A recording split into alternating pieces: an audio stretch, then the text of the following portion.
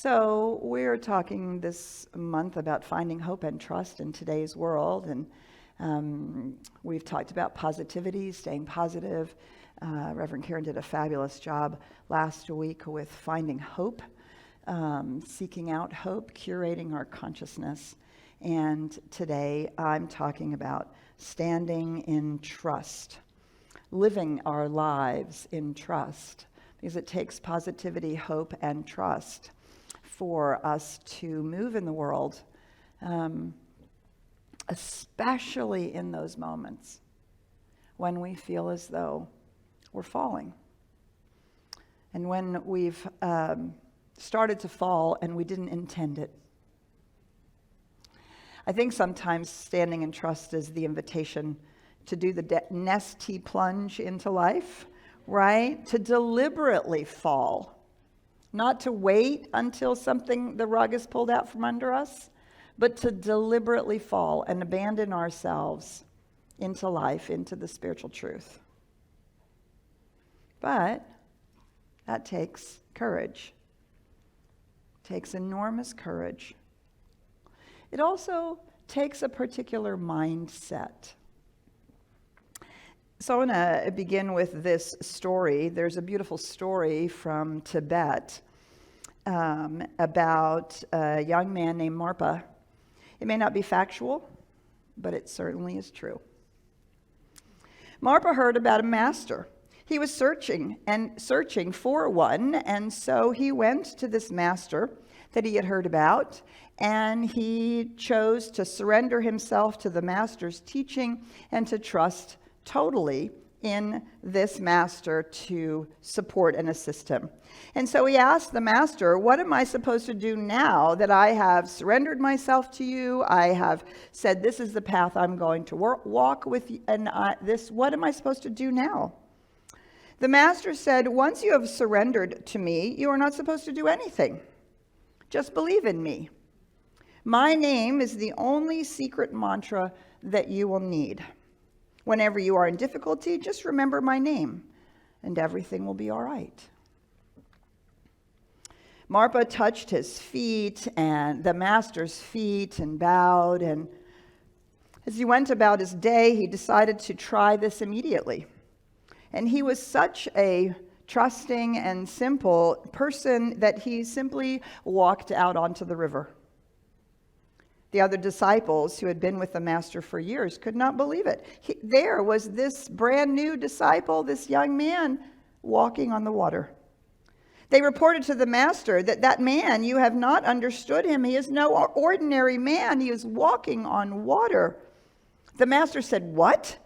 They all ran toward the river, and Marpa was walking on the water, singing songs and dancing. And when he came to the shore, because he saw them gathering around, the master asked, What are you doing? What are you doing? What is the secret to what you're doing? And Marpa responded, what is the secret? Well, it is the same secret that you have given to me and to all here, your name. I remembered you, and I said, Master, allow me to walk on the water, and it happened. The master could not actually believe that his name could do this. He himself could actually not walk on the water. But perhaps, he hadn't actually tried it before. Maybe it would be better to check, he thought, a few more things before he tried. So he said to Marpa, can you jump from that hill, from that cliff over there? And Marpa said, well, whatever you say. And he went up on the hill to the edge of the cliff and jumped. And they were all standing in the valley waiting, thinking that they would find Marpa in pieces at the bottom of the cliff. But Marpa came down smiling, seated in a lotus position. He landed just under the tree in the valley, and there he sat. They all surrounded him, and they looked at him, not even a scratch, nothing. And the master said, well, this is something. You used my name? And Marpa said, it was your name. That's what you told me to do. Well, the master said, this is enough. This is enough. Now I'm going to try it. And he stepped out onto the water and sank. His disciples jumped in and pulled him out, and he was near half dead and drowned. And Marpa said, what is the matter? What happened? And the master said, you must forgive me. It seems I am no master. Perhaps I'm just a pretender. And Marpa asked, but if you are a pretender, then how did your name work for me? And the master said, my name has not worked for you. It is your trust. It does not matter what you trust in. It is the trust and the love, the totality of it. I don't trust myself, and I'm not sure I trust others. Trust is very difficult for me. You, on the other hand, you have done something different. You trusted me, and you trusted your truth. It is because of your trust that the miracles have happened. Now, whether this story is true or not doesn't matter, whether it's factual or not. There is truth in it. One thing is certain, that your misery is caused by your mistakes, and your bliss is caused by your trust and by your love. That is a tall order, right? Have you ever tried to walk on water? There's a whole nother story about that, about the rocks under the water, which always seems like a little bit of a, it's a bypass there. If you know where the rocks are, of course you can walk on water. In the science of mind, we talk about this a lot. And we use the terms, we don't have faith in something, we have the faith of something. And that level of trust is the faith of the divine. It's not a faith so much in what we're told or what we're told to believe or those kinds of things. It is standing so deeply in faith that we move from faith. We move out of that place of faith, and miracles happen. Maybe you grew up with this same statement that I did. Now, faith is the substance of things hoped for, the evidence of things not seen. It's in Hebrews. And I remember as I first started moving in practicing spirituality and learning about all of these things, and this was quoted over and over and over again, and I was like, what the heck are they talking about? I do not get this. Faith is substance of something that we're hoping for.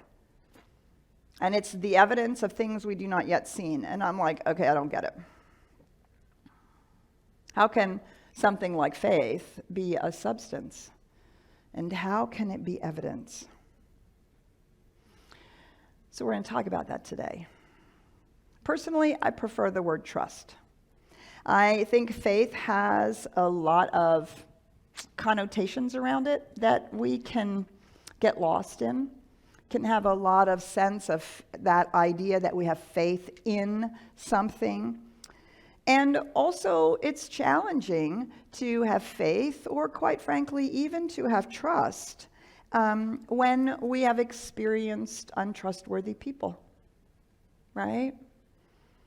When we ourselves have experienced betrayal or heartache, when people have been untrustworthy to us, whether it's parents or family or workplace or society, people that are supposed to handle our laws and all of those things.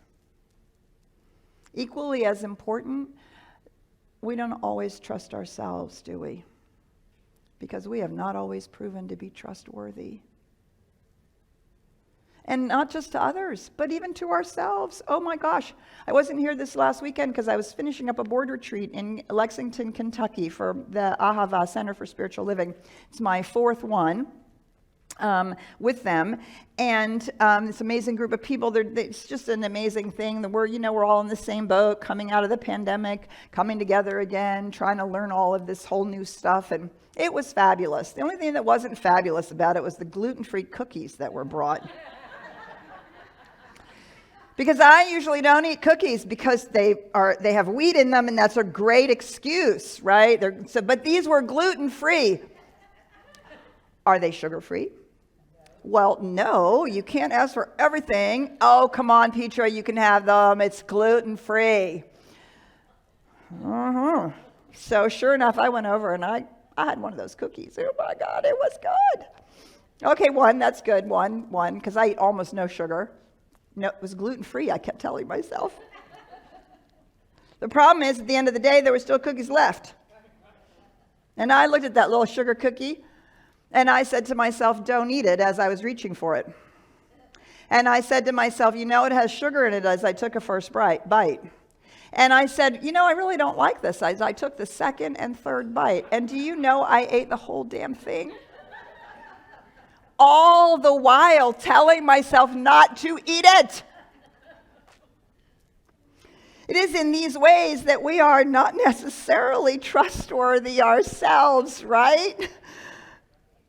A tiny example of all the ways, right? But faith, or as I prefer, trust, it isn't about trusting others. It's not.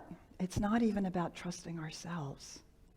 Because the human side of us and the human reality of others is that we aren't always trustworthy. We are flawed, imperfectly perfect human beings. And we will tell ourselves not to eat it while we're chewing on it, right? Or whatever it is, the thing that we do, how we play that game. It's not about trusting our family or our lovers or people, our bosses or people in business. It's not even about trusting the people who are entrusted with our communities and with our nation. It starts by trusting the universe. And I think I want to underscore that and put big exclamation points. When we talk about faith and trust, it's about trusting the universe. It's about trusting spirit.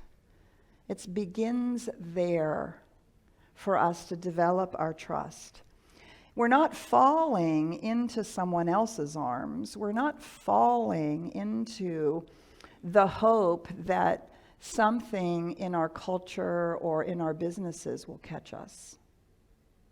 We hope to have enough courage to fall into life, to fall into the infinite reality that is always there.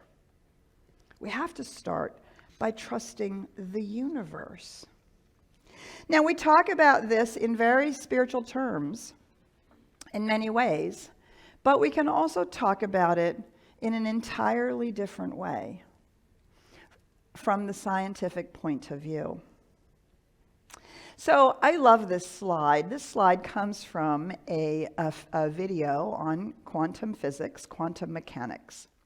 And I love it because it shows the upper part of the picture, right, is creation, physicality. It's all a physicality. From the mountains to the cars to everything, right? It's called the portion of life that's governed by classic physics, Newtonian physics. And below that is quantum mechanics or quantum physics, or now what they're calling the quantum field. And so we have all the atomic particles and all the subatomic particles, and then we have to get down to the field and the waves and all of that.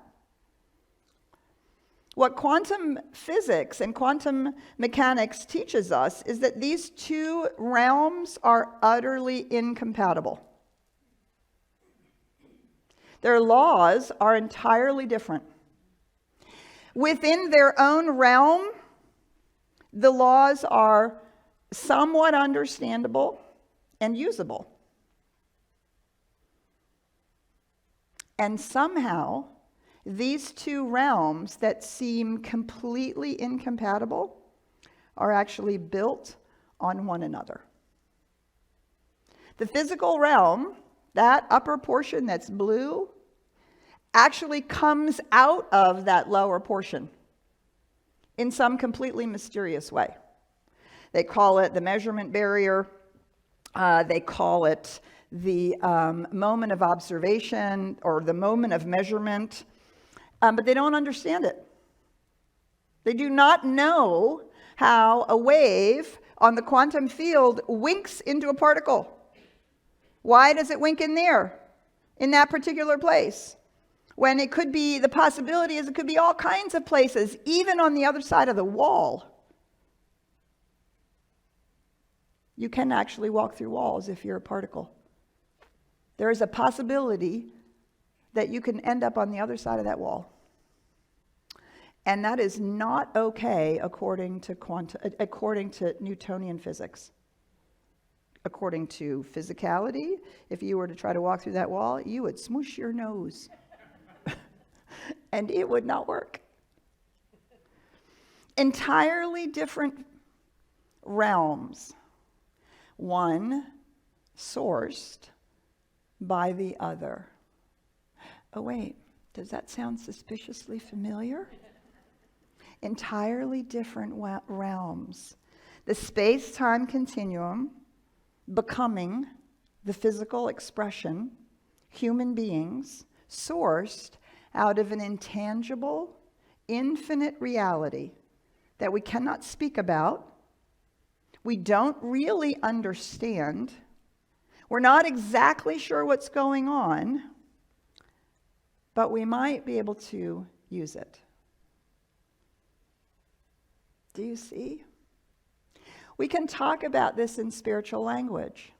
There is a divine, infinite spiritual presence that is the source, the ground of all being, that is the creator, that is the impulse of life itself. And somehow, mysteriously, magically, that oneness pops into existence as multiplicity, as diversity, as you and me and the stars and the planets. And we say, therefore, everything is divine. Everything is spirit in manifestation. Everything is in form. And yet this out here, right, seems to work on a different understanding of the law of cause and effect than when we stand in the spiritual truth. When we stand in the spiritual principles, when we stand in the truth from that intangible, infinite, divine reality. I could say all of what I just said and take the religious language out, and we would be talking about exactly the same thing. Is that wild or what? That just blows my mind, right? Science has been, mystics have been sitting on the top of the mountaintop for a long time, and we're finally catching up. We're finally catching up. And so this magic moment, there's this magic moment where the quantum field becomes discrete physical particles. And it does it by possibility, by probability, and by habit. That's the best that they can determine how a particle winks into existence out of the quantum field, out of the wave. So how intangible absolute truths become form, or universal spirit becomes individualized as birds and planets. We're not sure. But we too talk about the possibilities beyond the probability of what we've experienced before and the habits from which we live. Do you see? It's virtually the same thing. So for me, really getting a hold of this begins to give me a place to stand when I say trusting in the universe. I am trusting that there is this intangible reality, whether we call it the matrix, the quantum field, or we call it spirit, that is the substance, right? It's the energy, it's the wave, and that becomes the particle that we're hoping for. And it is the evidence, that which we are observing is the evidence of the things that are pushing into reality, that which is not seen. When that particle pops into existence, that is the evidence of this underlying field. And when we manifest, that is the evidence that our intentionality and our use of the universal principles actually operates. Do you see? I have spent so much time thinking about this because it is the conundrum of trust. Can I really trust that the universal laws work? Can I trust that they work for me? Well, can you trust that the quantum field is actually becoming physicality now that you know that that's what's happening? Or do we continue to say, I don't have the faith. I don't know. Ernest Holmes writes this: think of yourself as being in partnership with the divine presence and its creative law. Learn to trust this presence as you trust the simple fact that you are living. Do not be afraid to throw yourself in complete abandonment and with perfect acceptance into its soft embrace. For it is closer to you than your very breath, and nearer to you than your hands and feet. It is right where you are. And so, thinking about this from a physical, scientific point of view does not in any way, shape, or form rob us of the understanding that we can abandon ourselves into its soft embrace. Because the quantum field is always there. It's right exactly where we are. And it is always operating exactly the way it operates. And we are always in partnership with it because we are able to be aware of how it operates and can use it. Oh, wait, that sounds suspiciously familiar too. There's a power for good in the universe and you can use it. There's a power in the universe and you can use it for good. Do you see? It is closer to you than your very breath and nearer to you than your hands and feet. Right? This quantum field is already ubiquitous. It is the field of consciousness. It's the field from which life springs. Just as we say, all of creation is sourced from the one infinite reality. And we are in partnership with it. Because we can see a slide like this and go, oh, that's really interesting. If I learn something about it, I can use it. It is that we trust. It is that we are abandoning ourselves into. And partly I give you these things because your rational, logical brain, let me speak for myself. My rational, logical, intellectual brain has gone, I don't get it. I remember when I first got started walking this walk and trying to practice these spiritual principles, trying to figure it out. How does it work? How can I trust that what I do is really going to work? That the universe really is listening to little old me? Right? All of those ways in which we doubt, in which we try to, because we can't bend our mind around it, we say, well, not really sure it works. And then we reach for a faith that's blind faith. We do it because somebody else told us to do it. We don't do it because we have come to understand it. It's okay, we can start there, but ultimately we move into that place where we trust our partnership with the infinite reality.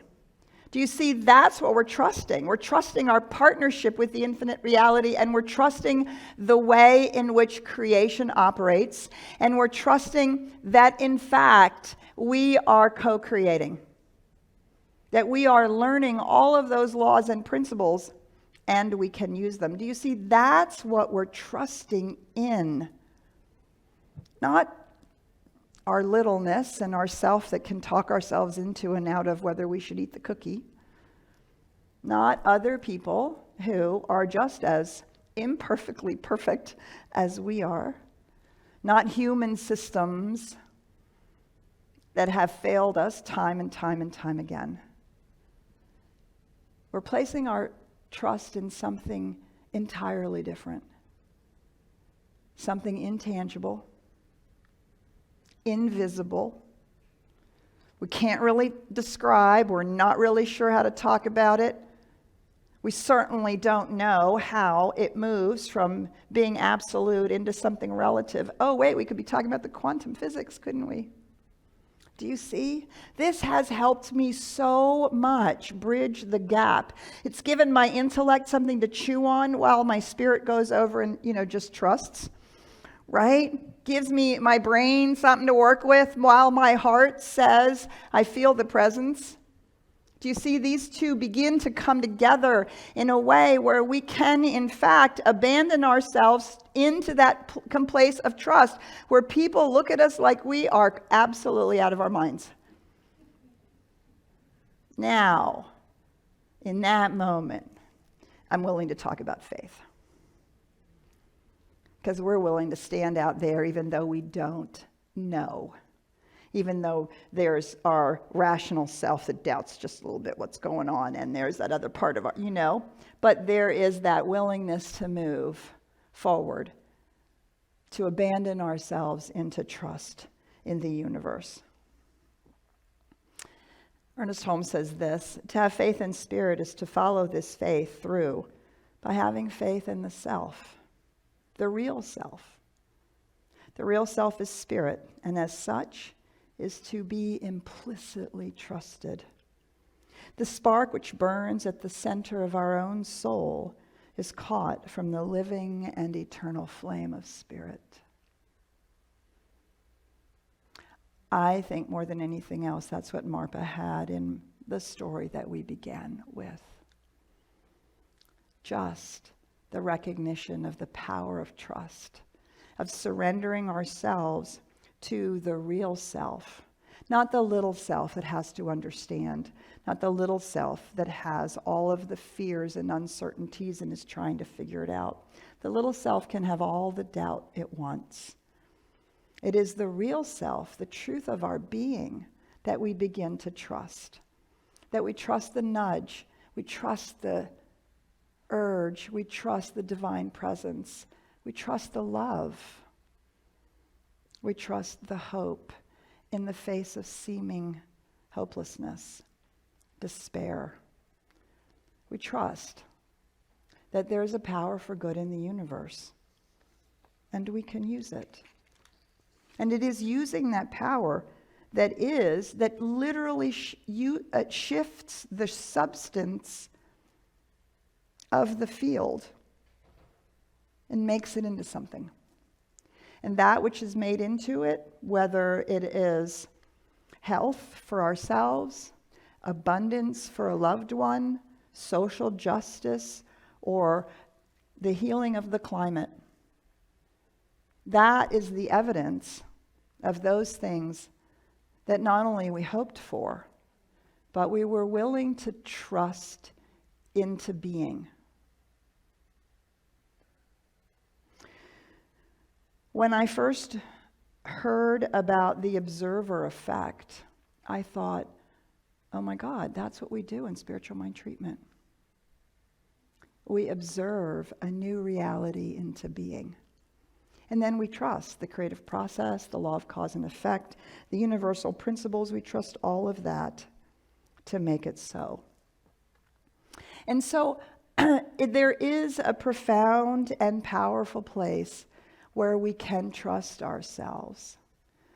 It is the real self. It is the self that does actually know what's going on, that has intimations of immortality, that has a sense of oneness, that has begun to have a clue as to what co-creation actually means, and is willing to just step out boldly and say, I trust in the universe.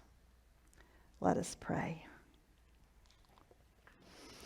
So just inviting ourselves to go within, grateful for this opportunity to recognize that there is a power and a presence. There is a life, a love, an impulse that is the source of creation, and it is from this source that life is springing. All of creation in all of its glory is the manifest body of this infinite, intangible reality. We call it God or Spirit. We call it Allah. We call it Shiva, Brahman, Vishnu. We call it the field, the matrix. Whatever we call it, one infinite reality, the source of life itself. And that creation is forever and ever expanding. You and I are a place where life is waking up to itself, where this opportunity to see what's going on is revealed. We call it becoming enlightened, becoming conscious, becoming awake, becoming aware, whatever we call it. So this morning I affirm and declare for each and every one of us that as we awaken, that we move into that place of trust, that we trust the universe, we trust the principles, we trust the practices. And it is out of that trust that the miracles of healing, of wholeness, of abundance, of love, it is out of that trust that those intangibles explode onto the face of reality for ourselves, for our loved ones, for all of humanity and all of creation. How good it is to know that this is the truth. That is here we can place our stake in the ground, we can stand firmly and trust that life is always in partnership with us. So we let it go in that perfect faith and trust. We let it be, and so it is.